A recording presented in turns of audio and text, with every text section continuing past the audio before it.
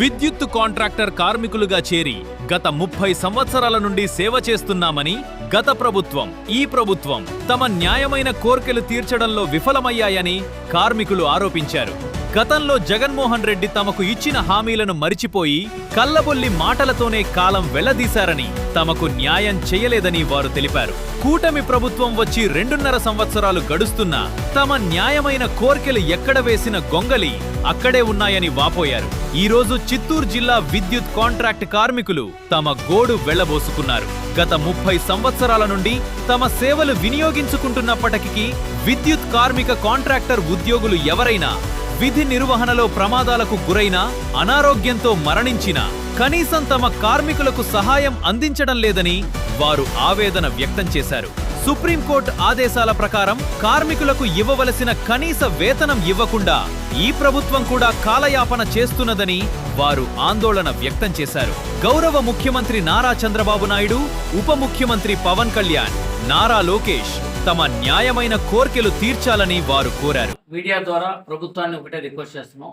3 దశాబ్దాలుగా ఈ కాంట్రాక్ట్ సిస్టాన్ని పెంచి పోషిస్తున్నటువంటి రాజకీయ నాయకులందరికీ కూడా విద్యుత్ కార్మికుల తరఫున వేడుకుంటున్నాం.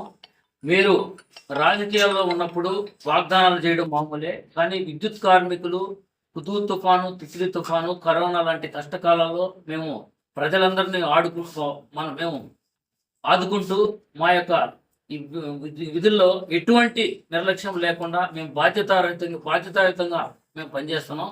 మీ అందరికి కూడా ఒకటే రిక్వెస్ట్ చేస్తున్నాం, రాజకీయ పార్టీలందరికీ కూడా, మీరు గత ప్రభుత్వంలో జగన్మోహన్ రెడ్డి గారు పాదయాత్రలో మొట్టమొదట ఈ చిత్తూరు జిల్లాలోనే కలవడం జరిగింది. ఇటుకలపాయ నుంచి ఇచ్చాపురం వరకు పాదయాత్రలో మమ్మల్ని రెగ్యులరైజ్ చేస్తానని చెప్పి హామీ ఇచ్చారు. ఆయన ఆ హామీ నిలబెట్టుకోకుండా వెళ్ళారు. అది గుర్తు చేస్తూ గౌరవ ఇప్పుడున్నటువంటి మంత్రివర్యులు నారా లోకేష్ గారికి మన పాదయాత్రలో యువకాలంలో మేము రిక్వెస్ట్ చేసినప్పుడు ఆయన ఆర్టీపీపీ కేంద్రంగా మాకు హామీ ఇచ్చాడు. జగన్మోహన్ రెడ్డి మిమ్మల్ని మోసం చేశాడు, మేము వచ్చిన వెంటనే మిమ్మల్ని రెగ్యులరైజ్ చేస్తామన్నాడు. అదేవిధంగా గౌరవ ఉప ముఖ్యమంత్రి వర్యులు శ్రీ కొరదల పవన్ కళ్యాణ్ గారు కూడా అదేవిధంగా మనకు జనసేన జనవాణి కార్యక్రమంలో హామీ ఇవ్వడం జరిగింది. మేము ఎందుకు గుర్తు చేస్తున్నామంటే, రాజకీయ నాయకుల వాగ్దానాలంతా ఎలా అయిపోయిందంటే, మమ్మల్ని రాజకీయం కోసం ఈ విద్యుత్ సబ్స్టేషన్లలో ఒక నిధిలాగా ఈ విద్యుత్ సంస్థని వాడుకుంటున్నారు. ఈ కాంట్రాక్ట్ సిస్టాన్ని పెంచి పోషిస్తూ దాదాపు కాంట్రాక్టర్లు ఇంటి దగ్గర కూర్చోబెట్టి 150 కోట్ల రూపాయలు ప్రజాధనం వృధా అవుతుంది. ఈరోజు 3 దశాబ్దాల పాటు పనిచేస్తున్నటువంటి కార్మికుడికి ఎటువంటి బెనిఫిట్ లేకుండా, రిటైర్మెంట్ అనేది కూడా చెప్పకుండా, కనీసం ఒక పూలమాల కూడా లేకుండా మన ఇంటికి పంపించేస్తున్నాం. హైటెన్షన్ టవర్స్ మీద దగ్గర నుంచి కింద గ్రౌండ్ లెవెల్లో పనిచేసేటువంటి కార్మికుడి వరకు ప్రతి ఒక్కరూ 30 సంవత్సరాల పాటు పనిచేసి ఎటువంటి ఒక్క రూపాయి బెనిఫిట్ లేకుండా వెళ్ళిపోతున్నారు. కానీ మీరు రాజకీయ వాగ్దానాలు ఎలా ఉన్నాయంటే, 5 సంవత్సరాలు, మీరు ముఖ్యంగా మీడియా వాళ్ళకి చెప్తున్నాం, 5 సంవత్సరాలు జెండాలు మోసినటువంటి వ్యక్తులు ఈ విద్యుత్ సంస్థలో ఎంటర్ అవుతున్నారు.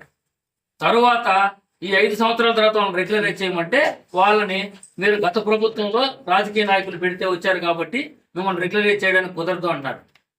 ఆ ప్రభుత్వంలోనైనా ఇప్పుడున్నటువంటి ప్రభుత్వంలోనైనా ప్రజల చేత ఎన్నుకోబడినటువంటి ప్రజాప్రతినిధులైన మీరు రెఫర్ చేస్తేనే విద్యుత్ సంస్థలో రూల్ ఆఫ్ రిజర్వేషన్ ఉన్నా, పోటీ ఉన్నా, ఎలా ఉన్నా మళ్ళీ మీరు రికమెండేషన్ లేకుండా విద్యుత్ సంస్థలోకి రావడానికి కుదరదు. మరి మీరు ప్రజలందరి చేత ఓట్లు వేసి ఎన్నుకోబడినటువంటి మీరే రెఫర్ చేస్తున్నటువంటి విద్యుత్ సంస్థలో మీరే రెగ్యులరైజ్ చేయడానికి కుదరదు అంటే ఈ విద్యుత్ కార్మికుల పరిస్థితి ఏంటి? మీరు ఇంకా ఎన్ని సంవత్సరాలు ఈ విధంగా మోసం చేస్తారు?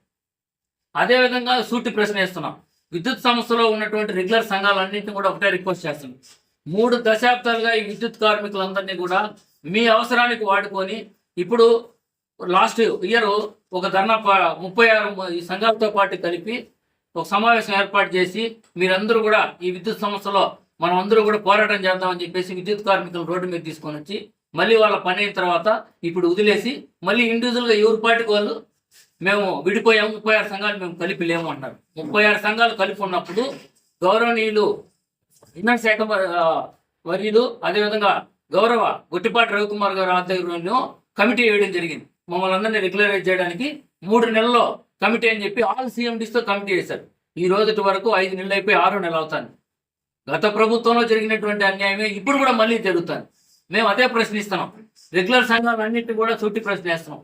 మీ యొక్క ఉపయోగం అయిపోయేంత వరకు, మీ అవసరాలు తీరేంత వరకు విద్యుత్ కార్మికులు 36 సంఘాలు ఏకదాటి మీద తీసుకొని వచ్చి ఈ రోజు 5 నెలలు అయిపోయి 6వ నెల పెడుతుంది.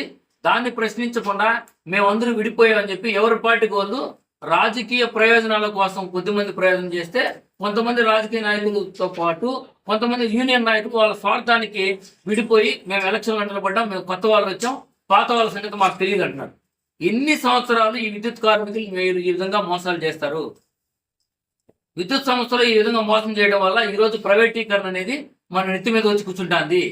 ప్రైవేటీకరణ మొదలు పెట్టడానికి కారణం విద్యుత్ సంస్థలో ఉన్నటువంటి రెగ్యులర్ నాయకులే. మీరు ఈ విధంగా విద్యుత్ కార్మికులను వాడుకోవడం, తర్వాత వాళ్ళని రోడ్డు మీద వదిలేయడం కారణంగా ఈ రోజు ప్రైవేటీకరణ మొదలుపెట్టింది. ఈ రోజు ప్రజాధనం 150 కోట్లు కాంట్రాక్టర్కి ఓన్లీ జీతాలు పే చేయడం వల్లనే 150 కోట్లు ప్రజల డబ్బు వాళ్ళకి అప్పనంగా వాళ్ళ చేతిలో పెడతారు. వాళ్ళని ఎవరైతే ఈ మూడో పార్టీ విధానాన్ని తెలంగాణలో రద్దు చేశారు, ఇక్కడ రద్దు చేయలేరు. ఎందుకంటే ఈ కాంట్రాక్టర్లు అందరూ కూడా రాజకీయ పార్టీలకు సంబంధించినటువంటి వ్యక్తులే. సో నువ్వు ఎంత ధర్నాలు చేసినా, ఎంత రోడ్డు ఎక్కినా మళ్ళీ రాజకీయ పార్టీల చేతిలో ఉంది కాబట్టి వాళ్ళు వెళ్ళి మళ్ళీ రాజకీయ నాయకులతో మాట్లాడి, సార్ మనకి ఇది కానీ మీరు ఎత్తేసినారు అంటే, ఈ సబ్స్టేషన్లో నియామకం ఆగిపోయింది, వాళ్ళని రెగ్యులరైజ్ చేశారు అంటే మళ్ళీ మాకు మనుగడ ఉండదు, మీకు మేము రాజకీయ పార్టీకి డబ్బులు సపోర్ట్ చేయలేము. సో రాజకీయ నాయకులకు ఒక పెద్ద నిధిలాగా ఈ విద్యుత్ సమస్య ఉంది. ప్రజలందరినీ కూడా ఒకటే రిక్వెస్ట్ చేస్తున్నాం, మీరు ఆలోచించండి. భారత రాజ్యాంగంలో ఉన్నటువంటి ఆర్టికల్ 19 కానీ, ఆర్టికల్ 21 కానీ, ఆర్టికల్ 23 కానీ ఇవన్నీ కూడా తుంగలో తొక్కేసి రాజకీయ నాయకులు ప్రజలను మబ్బులో పెడుతున్నారు. మేము రాజకీయ నాయకులందరినీ కూడా ఒకటే రిక్వెస్ట్ చేస్తాం, ఈ మూడో పార్టీ విధానం రద్దు చేయడం వల్ల 150 కోట్లు ప్రజాధనం ప్రజలకు పంచిపెట్టండి. విద్యుత్ కార్మికులకు పెట్టల్లాగా రాలిపోతున్నారు, కాలిపోతున్నారు. మీరు ఒక చిన్న సున్నితమైన అంశం, ఇది మాట్లాడకూడదు నాకు తెలియదు, కానీ ఒక చిన్న సంఘటన జరిగితేనే, ఒక చిన్న సంఘటన అని చెప్పను, ఒక లాకప్ డెత్ ఏదో సంథింగ్ ఒక పెద్ద ఇష్యూనే జరిగింది అనుకున్నాం. దానికి రాజకీయ పార్టీలు అందరూ కూడా వాళ్ళందరూ కుటుంబాన్ని దగ్గరికి చేర్చుకొని మాట్లాడటం చాలా ఆనందం, మంచిది.